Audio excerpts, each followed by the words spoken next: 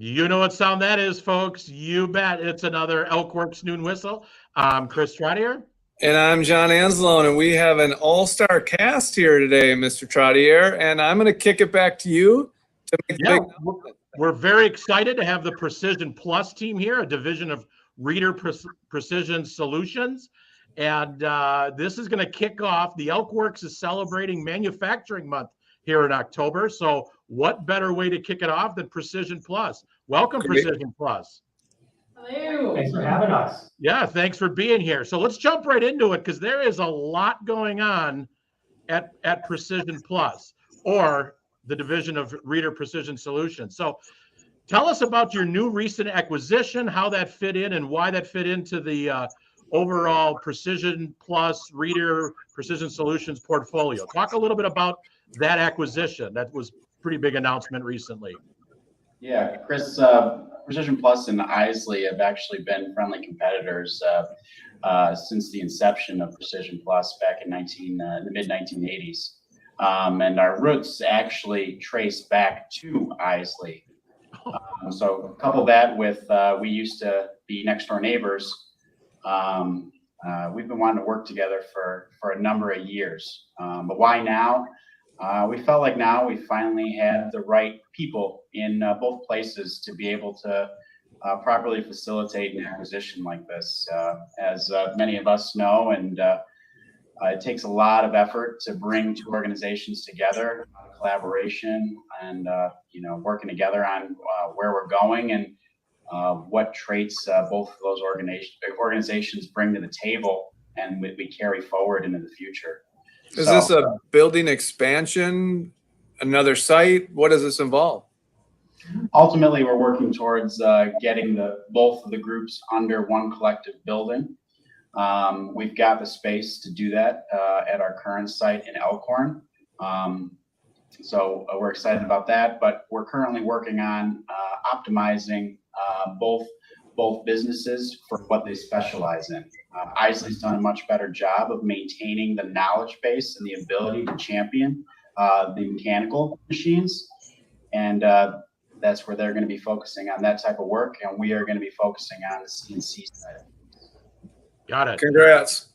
Yeah, congrats. Very exciting. And I did saw, for those of you who don't, make sure you follow Precision Plus on LinkedIn and Twitter and other social media accounts. But let's go to Ray, the marketing guy, because that's really what your title is, the marketing guy. If it's got a picture, you got to be there. It's quite a few different titles, but yeah, so coupled with the acquisition, going under the Reader Precision Solutions brand, we definitely wanted to stick to the roots of what we're known for at both Isley Precision and Precision Plus, but we also knew it was time to refresh our image, our identity, and try to transform it into a collective image. So a part of the acquisition, we did go through a rebrand recently. So if you've noticed some identity changes, that's where it's from. But you'd be surprised at how one little symbol can make a difference. So we went through probably about 35 to 40 different artwork revisions to get the final artwork for both Reader Precision Solutions, Precision Plus, and Isley. So tell us about that process. Like, I'm curious about what was the process you guys laid out, because I'm sure it wasn't just sharing letters at different fonts. It started probably back in May, right when the acquisition was finalized. We knew we were going to be updating some of the logos. We didn't know necessarily what that was going to look like, and we definitely tried to take our time on it and not rush it per se. But we definitely knew we were trying to get it across the finish line by the end of the year, and that end of the year actually was 2 weeks ago now. So the process started out really collectively in our boardroom of us coming together. What are we looking to change? What are we looking to bring together? Similarities between both companies, but I think we had 15 different font selections, 12 different shades of blue, arrows pointing in different ways that had subliminal messaging we didn't know. So there were just so many things. Oh yeah, there were so many different things that go into the logo, and you can see the final one right behind us here. So are you trying to do something like the FedEx truck where there's a hidden arrow in there? Oh yeah, so now the arrow points forward, because originally the arrows were flipped the other way, which shows regression rather than progression. So the arrows. Oh, interesting. Yeah, so some of those were found through the discovery process, but it was an exhilarating process because we were trying to stick to our roots, but still trying to segue to that modern era look. So that was the end result, was what you see behind us and all over social media, our website, and continued branding moving forward. So Barry and Amanda, so now that the companies, you see this creation of Reader Precision Solutions, we got the brand, but now we have to merge the cultures, and obviously you guys both play an interesting role in those spaces. Tell us a little bit about, Amanda, you can start off from an HR standpoint, and what have been some great opportunities for you and Precision to connect with the acquisitional company. Yeah, we really had a collaborative approach from the beginning because we certainly wanted to share best practices between both companies about what things they were doing and what we do. So we took a lot of conversations about benefits, events that we do, what does our onboarding process look like, and I think we put together a really good plan of a mesh of all of those things between the two companies. And they were formerly owned by a large corporation. So there's some exciting things that we do at Precision Plus that some of their employees might not have had the chance to do when they were formerly owned. So that's really exciting to be able to help them see when a company really, really appreciates you and wants to put their employees first. Things like a community give back initiative where we can go outside of work and have a good time together and support a good cause through Project Plus. Getting together for Christmas and summer picnics. We had our first company picnic together. It went off seamingly and was a fantastic family event. So there is a lot of work to do. Integration processes, it doesn't happen overnight. So and I think Matt can kind of talk to you because you started going over there recently, or even right when the acquisition started with some of their machining practices over there. Yep. So they're really the center of excellence of mechanical machining, like Mike said earlier. So I'm that bridge of technical support for them as we start to transition some of our materials and jobs over to them. And some of their stuff as they come this way, I'm kind of that technical go-between guy, helping, press the faces on both sides of the table. So I have a question, Chris, real quick here. So Precision is really good at precision and the precision way and the organization and the attention to detail. So I'm guessing that this onboarding is, we're teaching you the precision way, correct? Barry could probably speak to that. When we are lucky to have a director of education and outreach, and Barry's been doing a lot to provide some great training opportunities to the Isley team as well. You got a good one too. Yeah, we do. So Isley actually does very much similar work that we do. So they are attending to detail and precision just as much as we are. So that wasn't so much the area of need, but their equipment, in particular the inspection equipment, is a little bit lagging behind the times from where we are. So we're in the process of making sure that they are up to speed. And some of that comes again from being privately owned and Precision Plus willing to get machines and devices here that will aid those people in their daily work. So they have been a bit behind because they hadn't had that investment, but we're excited about all that training. I do the training for both companies at this point, with the onboarding stuff for for people who are coming into the industry without any background. So that's been exciting. How's question for you? I mean, obviously, and this will be a perfect transition to move on towards the big upcoming event in October. Just want to talk a little bit about what is the vision for? Obviously, Precision Plus has a great tradition of youth apprentices that have gone from either high school and college as an intern, and then kept that pipeline fed. What is that? Does Isley have a rich tradition? And if not, what does it look like to kind of share in that tradition and kind of start to onboard them in the same vision of feeding that employee pipeline?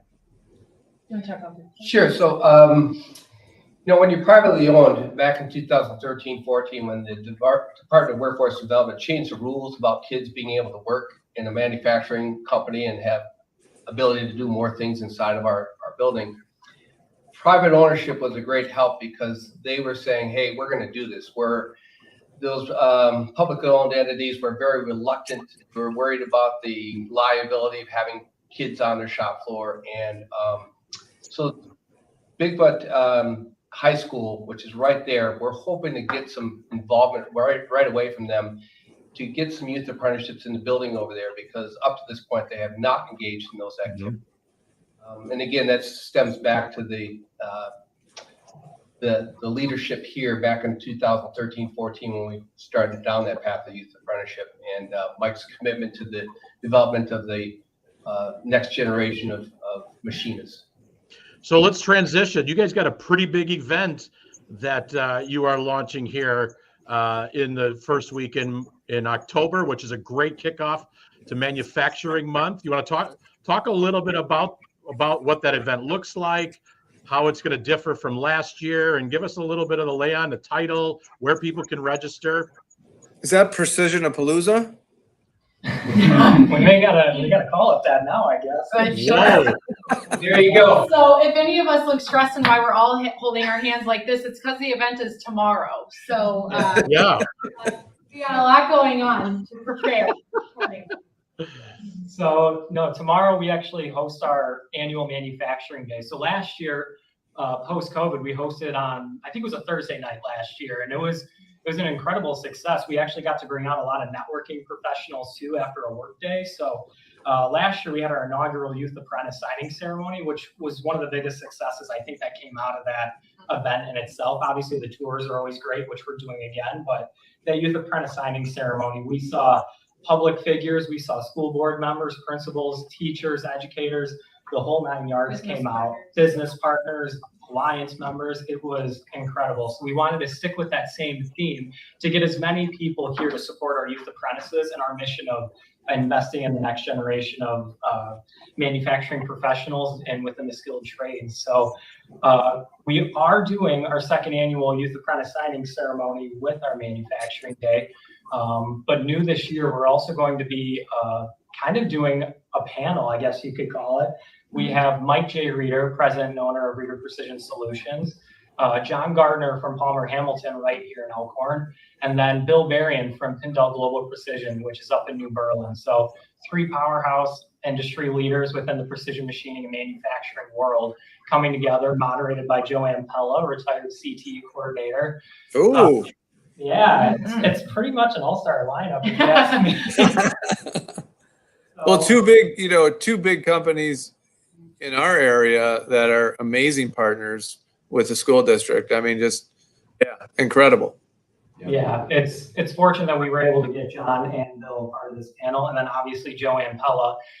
Not surprised she came out of retirement for this because she's got to stay busy. But That's common for her, yes. yeah. So let's talk a little bit about the engineering showcase we have too. So we're continuing to have the engineering showcase like we have in all of our past manufacturing days. This year we're going to have 2 like robots, our one inspection cell that Matt had created a few years ago, and then one thing that's new for our engineering showcase will be our showcasing our centrifugal barrel tumbler machine that we just got last January. We've used all the time, 2 shifts a day, but it's definitely improved our processes a lot. And so we're able to showcase that now too, as people are coming into the building, even before their tours, they can come and see that. And even after their tours, they can come and hear more of what we do. That's I think awesome. the important part about the engineering showcase is for those that might not have any idea of the cool things that you can be involved in, the equipment that you can utilize day to day in a manufacturing setting, it opens up, especially like the youth that come in the building, it opens up their eyes to like these really cool things that they can work on in our industry. So it's also just a career exploration part of manufacturing day, which is exciting. Yeah, and I was at last year's, and it was incredible. Yeah, sorry, you probably didn't get much traction because they were all by Sam and Matt with their robots and such. Well, that's okay. That's okay. The word manufacturing probably doesn't do it justice. When I think of all the things I've seen and what you guys do at different times, that, yeah, the word manufacturing probably just doesn't do the industry justice anymore. Yeah. And that's why the engineering showcase really helps see more of what we do besides just the machines running parts off there. So Yeah. and Yeah. that's- Well, I look forward to tomorrow. I cannot wait to attend. You know, we're spreading we're going to hopefully see a nice contingent from Walworth County, and everybody supporting Precision. And boy, time flies, John, doesn't it? When you got a really good looking, fun group of people. Yeah. So let's kind of, we always close out the Noon Whistle with some shout outs. So we're going to kick it to Precision Plus, a division of Reader Precision Solutions, to talk a little bit about who do you want to acknowledge, celebrate, and thank today as we enter our manufacturing month. Well, Chris, we'd be remiss if we didn't make a shout out to Joanne Pella. Number of years, yeah, here we go. Joanne has supported this company going all the way back to 2013 when she held a talk at the school about manufacturing, where Mike Reeder, owner president here, made his speech, and then had some kids come up to him and ask about a summer internship. And that was the kickoff. And we've had as many as 20 young people running around the building. We consistently have students from Elkhorn. And there's nobody better that I can think of to make the transition for students to a manufacturing company than Joanne Pella. Great. My first meeting as a principal in 2013 was with Joanne Pella, explaining that we need to move forward on being more of a career-centered school. My second meeting was at Precision. So, yeah, we're going back in time, for me at least. John, who do you got? You know what? I just want to thank all our partners that take on youth apprenticeships and all those things, and they do such a great job. And we're always looking for more. But I want to go against the grain here just for like 10 seconds. And I'm a prospective employer. I don't know anything about Precision, and I want to go from Mike on down. One word that to you describes Precision Plus. All right, you ready? Woo-hoo. Unrehearsed, on the spot. Here we go. Go. This would be called an audible. Yes. Innovative. Respectful. Revolutionary. Collaborative. Forward thinking, 2 words, sorry. family. Nice. Awesome. Thank you, guys. Well, I'm going to give John. Who are you going to shout out to? You shouted out to all the employers and partners. I'm going to shout out to the Walworth County Economic Development Alliance for continuing to promote manufacturing. Lisa Pavette, the education coordinator who serves as a liaison between businesses and our local manufacturers, always promoting. And then I'm very excited. A quick announcement: we're going to have Rich Schaus on the Noon Whistle. This entire month of October is going to be dedicated to Manufacturing Month. So let's celebrate our local partners. Thank you to Precision. And on that note, Thank you for joining us. You are on your the second opportunity to serve on the Noon Whistle. So we thank you. John, any parting words? Thank you. Let's do it. All right. Thank you, Precision. Have a great day. We'll see you